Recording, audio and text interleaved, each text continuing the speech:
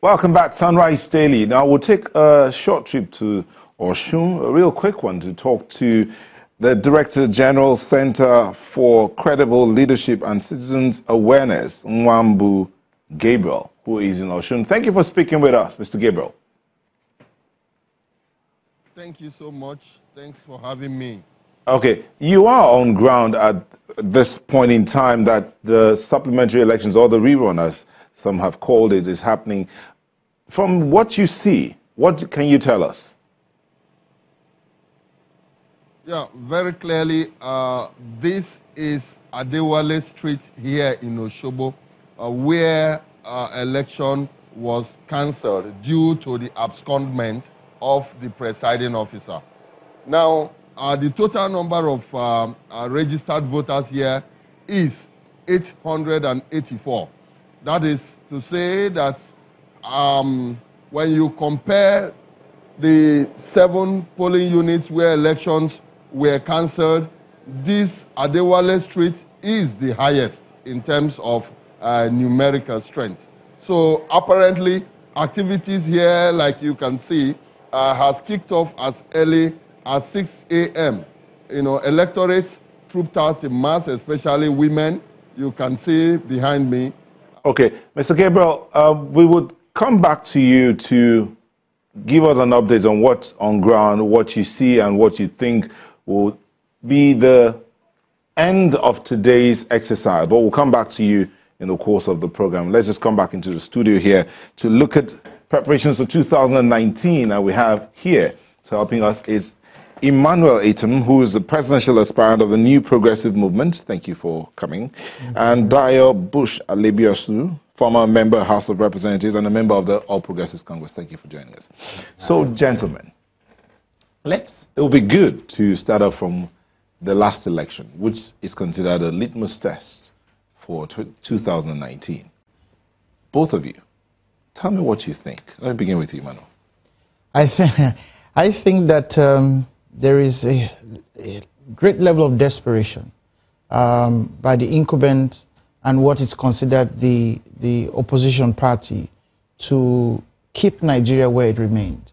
That desperation is not just in what is happening in Osun State or Ekiti, but that desperation is in a subliminal messaging that is suggesting that we are the only ones that can do it. We are the ones that must remain. We must maintain this structure of elitism. We must keep Nigerians' masses as peasants.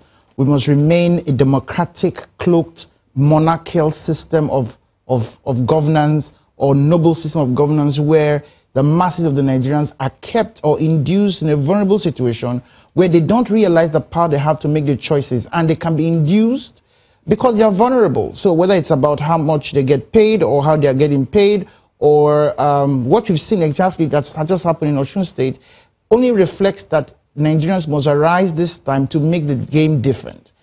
Because those who are playing the game are literally saying, we are in control of how it's going to be played, but this is a lie. It's a psychological game. It's a shadow. It's a mirage. And how do you go beyond the mirage? I think that in a way, yes, Osun State and Ekiti sounds like a litmus test, but actually it's a revelation to show that they don't really have the power they claim to have. Daya. We're in the playoffs of politics. This is the Premier League of politics. We need to understand and appreciate that. We have followed the peculiarity of what happened in Osun State, how the Adelekes initially were in the APC, and the elder brother, passed away. May his soul rest in peace. And it was all about having the younger brother take over the seat of the elder brother. Politics is about, when you ask what is the definition of politics, it's your ability to convince people that you're the right person for the job.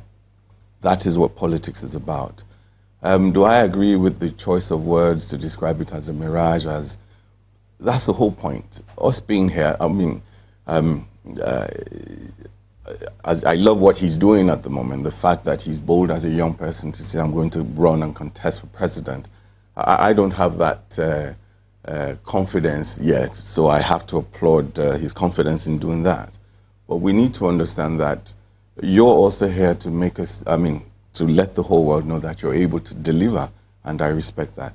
Is it a litmus test? Yes. We're going to have a whole lot of things happen in the, when it comes.